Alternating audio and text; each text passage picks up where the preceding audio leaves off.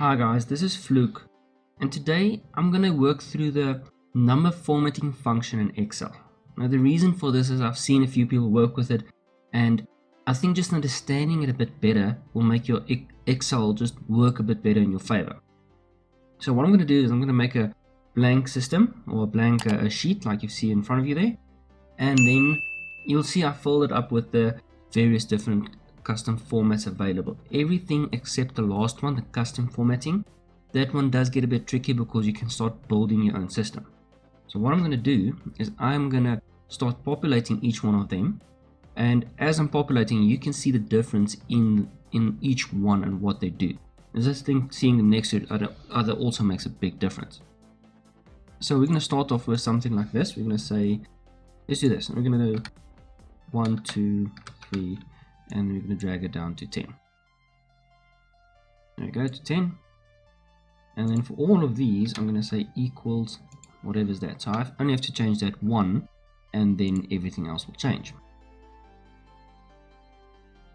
Now I just want to show you guys here, if we press Control and the little squiggly mark, it will show you the actual commands that you filled in.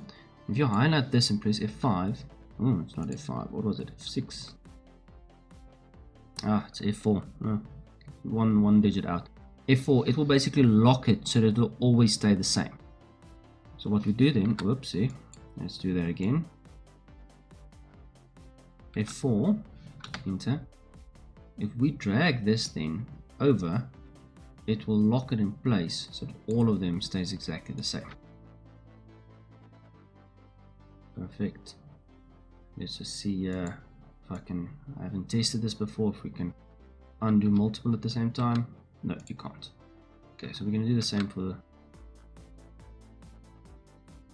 Whoops, that was the wrong button. Highlight that. F4. I'm working way too fast myself here. That's what happens when you try and do stuff live. Just as a side note, you can also just click it again and it will do something like that, so it will swap around, which in actual fact should be a little bit easier if you do something like that.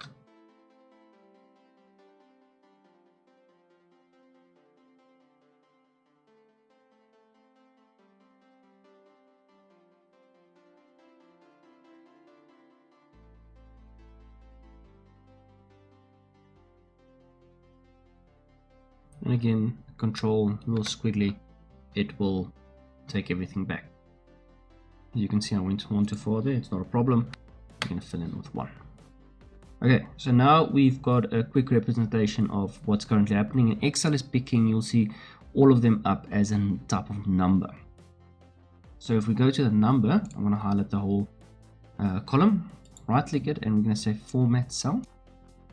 And under number, you're going to see different options. Now you'll see a lot of the options is the same between the one and the other. So for instance, under number and currency, you'll see similar, just with one slight little tweak. So what we want to do is we want to say, for instance, 2 decimals, use 100 separator if we go that big. And here you can see the different formats. As you can see, minus 1, 234.10, that's how it will look. So if we take it up, take it down, that's how it will look. And it will even color code it for you if you want, or depending on your method, put it in brackets. So whichever one is better for you at that stage. So I'm just going to leave it at that one there and click OK. And it will update it accordingly. So I'm going to do the same currency. And as you can see, currency has got exactly the same options. Just quick jump to them, except for the 1000 separated. Now it's got a symbol. You can choose what symbol you're looking for. So I'm just going to go randomly Chinese. Same thing, different colors, or the minus on the inside of the, I presume that's a yen, or on the outside of the yen. I'm going to leave it as is.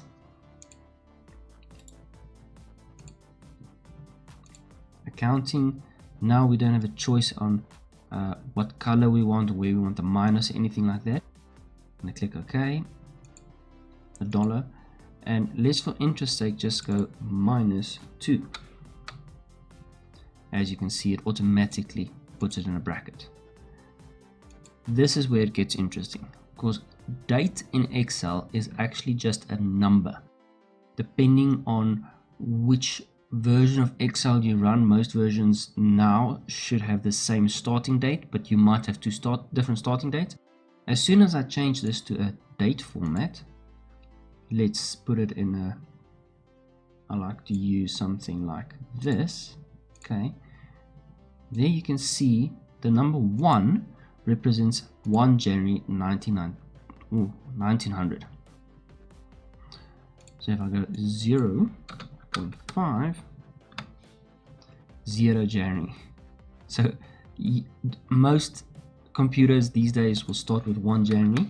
And I'm going to make this one 2. You can see 2, 3, 4, etc., etc. What is important to note, 1 is a full day. So it will always count from this day counting onwards. So if I make this one 365, there we go, 30 December. And as you move on, just count the days. The difference here comes in with you when you work with time. Time works similar. So let's go quickly make a time reference here. And I'm going to use the 24-hour standard. Where is that? Where is it? Am I blind? Yeah, there it is. Okay. You'll see all of them currently shows at midnight. But now, if we're going to do this, 1.2, you can see, so 2.4. Let's quickly have this run down. There you can see 0.2 of a day would work out roughly to 4.48 or 4:48 a.m. There you can go 9:36 a.m. So if I can do this, let's do it in that format. There you go. So anything after 5 will obviously then be in PM. You can see that's midnight again, early morning again up until 5 would be midday, and then after 5 or 0.5 you would go into the PM again. And there you can see it represents a full day as soon as you get to dot 0. So there you can dot 0, full day. Okay. Next we're going to do percentages quickly. Format cell. Percentage, very basic. How many decimals you want? Let's go 4 decimals. Okay. And that is as easy as that. Fractions is a bit different. So when you're working with fractions, Excel will try and make it as close as possible to the correct answer. But obviously not all fractions can get to that exact answer. So if we're going to say quarters, there, okay, 1 1/5 would be correct if you look at this. Let's quickly make this. Let's do this. 1.1, 1 1/9. It's the closest it will get to the correct answer. So I'm going to just jump and make a few changes here, and you'll see all of the other ones change accordingly as well. 1 1/5 and 1 1/3. So depending on what you are looking at, these answers will be as close as possible to this, but it won't necessarily be 100% correct. So when you work with fractions, you'll need to have to double check this. I have seen this before.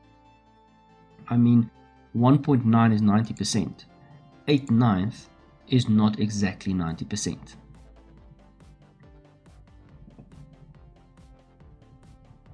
I'm gonna let's see if we can quickly open a calculator here. Oh, well, I've got Excel, I'm doing it in a calculator, but anyway. So 8 divided by 9 times 100 is 88.88%. So again, as close as possible to the correct answer. So working with fractions, you need to make sure that you choose the one that will work best for you. Scientific, format cell, scientific. Again, not much options, and if you work with scientific, you'll probably understand this more than most other users. But let's do something like 1 2 3 4 5 6, enter. 1 2 3 4 5 6, enter.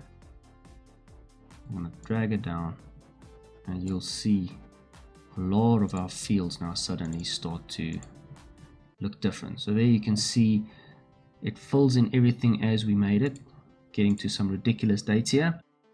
Time frames stays exactly like that. Now we're getting, oh, look at our fractions. We don't even have fractions at this stage. Scientific, obviously it cuts off at a certain point, and then it says E plus how many other characters sits on the right hand side of this. So if you do 1, 2, 3, 4, 5, 6, and we just space it out again, there you go. It looks exactly the same. Let's drag this down. Whoopsie. 1, 2, 3, 4, 5, 6. Dot 2, 2, 2, 2, 2, 2. Enter. Let's drag this down quickly. And there you can see that it actually doesn't even change the length, because it says, look, it's plus how many ever extra characters there needs to be. Okay. And look at our text, everything. They also jump the same. Let's just hide this a bit, just so that we can get a bit more in the screen. Okay, text is exactly that.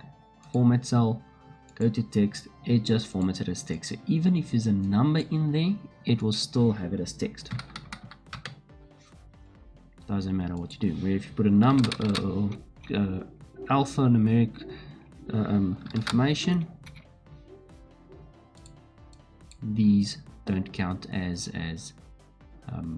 numbers anymore, and you can identify them. Let's make them nice and big, and then we'll hide these three. You can identify them by where they sit. So numbers will always sit on the right hand side, unless you obviously format one of these ones to specifically sit on a side, but other than that, it will go to the left hand side to indicate it's a text. So I'll move a little bit on. There you can see everything. Everything is text, everything sits on the left hand side, where this is numbers, sits on the right hand side. Okay, let's close it down a bit again and move closer in there. Oopsie. Let's actually just delete this so that we've got space. And then special. Let's quickly jump to special. Now special I've rarely used. I've seen people use it really, like you can see zip code +4, phone numbers, and these stuff is specific to a state. Now if you take this, I'm going to start at the top. United States has got something in there, and I'm going to go Afrikaans, nothing. Albania, nothing. I don't even know how to pronounce it. Alsatian, nothing. I mean, you can go down. Most of it's got nothing in it. It's really just where it originated from, United States, that's got something in it. Here and there I have found that something does show. There we go. So Polish, Portuguese, it's there, but it's really region specific. I'll leave it on US. Let's just drop to the top. US, a phone number for instance. I don't know how they look. Okay, and there you can see how the phone numbers look.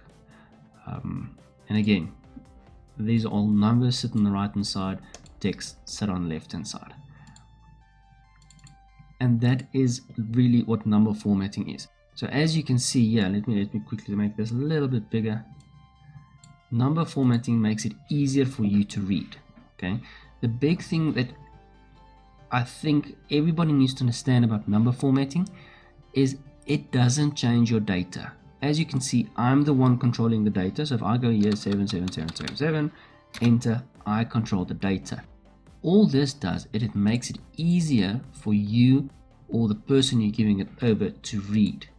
And that is what you need to look at when working with number formatting. It will never change your data. I've found people telling me, no, it changed my data. And then simply you're going to something like currency, and you're just increasing or decreasing the comma or the decimal point, and then suddenly the data shows correctly. Especially if you're looking at this, there's no information after the decimal. It doesn't mean there's no cents or no decimal afterwards. It just means it's hidden for the people to easier read. And Excel will be smart enough to say, look, if this is 99, let's see, you see it rounds it up to 40, just to make it a more round number. But when you do formatting, anything like that, it will use the original number. And that's the main thing that you need to remember on Excel. It doesn't change your data. You change your data. All it does, it makes your data look nice depending on what you tell it to do. So yeah, so guys, if you found any help out of this, please like, subscribe, share. I mean, Excel is one of the things I think a lot of people just need to play with until they get it right. And the way you do it is by looking into how other people do it. So this is a very basic one that I did here, and I'm hoping that somebody just clicks something and says, hey, I understand something now which I didn't understand. So share it out there, and then, if you've got questions, send it to me and I'll try and help you with whatever there is.